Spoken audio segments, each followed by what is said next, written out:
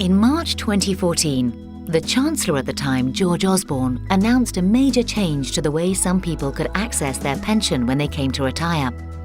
This change came into effect in the tax year 2015-2016 and is known as pension freedom. This video will explain the change, who it affects, what it means, and some of the key things you will need to look out for. Pension freedom does not apply to all types of pension. We're only really talking private pensions, where you and/or your employer saved up a pot of cash for retirement. These are known as defined contribution or money purchase pensions. It doesn't apply to the state pension, nor in the main part does it apply to pensions where what you're paid is a proportion of your final salary, known technically as defined benefit pensions. Before the pension freedom changes came in, the typical option used by most people was to cash in their pension, take 25% as a tax-free sum, and use the remainder of the money to buy an annuity, a product that pays you an income each year until you die. Now, you can take the pot freely and in a flexible manner, including if you choose all the pot in one go. You should note, however, that you cannot do anything with the pension in terms of using the freedom rules until you have reached the age of 55. From that age, you can access your pension to help you in retirement. This includes withdrawing all the money in one go. However, this is rarely a good idea. First off, the new rules still only allow 25% of the pot to be taken as a tax-free sum. That means, should you take all the pot in one go, 75% will be taxed.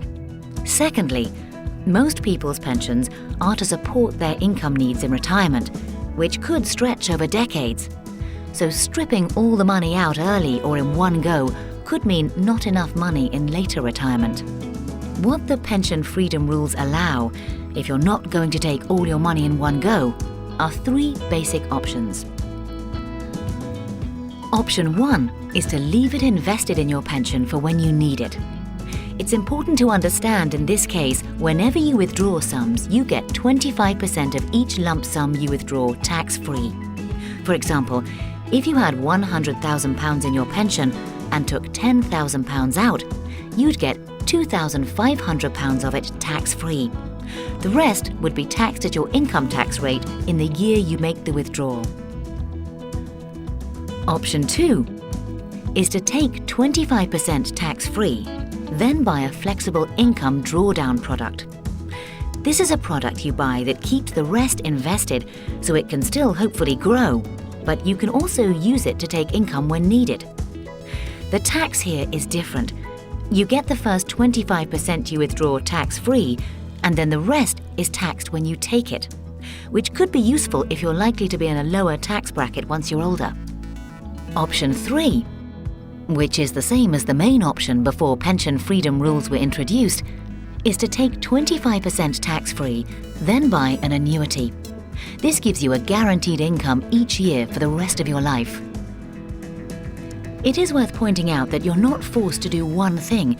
You can combine any of these options, and this may be a sensible way to proceed in many cases. These are the basics. If you are in a position either now or in the future where the pension freedom rules affect you, what do you need to be thinking about? The first thing to consider is that if you do not cash all your pension chips and you're not buying an annuity, then your pension, either fully or in part, is going to remain invested. Therefore, you need to consider where you should invest it, the risk on the money left in the pot, and the costs and charges you will incur. You have many choices with all these factors. Secondly, you will need to think about how much income you will need and when, what other income sources you have, and how you will be best accessing your pension. This can be a complicated estimate stretching over many years. In this regard, using a long-term income and expenditure forecast can be very beneficial. Third, you will need to consider your wider financial position, your health, and your future financial risks, such as living for a very long time. With all these factors, we have the experience and expertise to help you and to work through all the factors you will need to consider.